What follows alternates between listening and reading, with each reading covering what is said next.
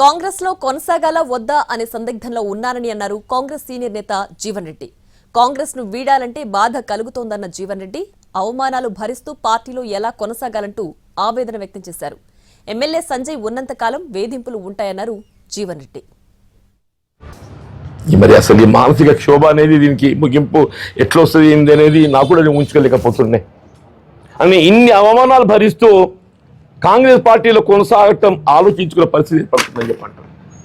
ఇన్ని అవమానాలు భరిస్తూ ఇంత ఆత్మక్షోభతోని కాంగ్రెస్ పార్టీలో కొనసాగటం ఆలోచించుకునే పరిస్థితి ఇలా ఏర్పడుతుందని చెప్పంటారు.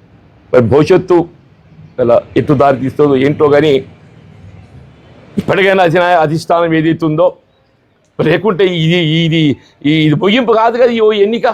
ఈ వేధింపులు ఏదైతుందో ఆయన ఎమ్మెల్యే ఉన్నంత కాలం కొనసాగుతాయి. మరి ఈ వేధింపులు భరించుకుంటా ఈ మానసిక క్షోభను భరించుకుంటా కాంగ్రెస్లో కొనసాగడం సాధ్యమేనని అనిపిస్తుందని చెప్పంటాను. దారి ఎటు ఉంటుంది ఏంటి అనేది నేను ఊహించుకోలేకపోతున్నాను చెప్పంటాను.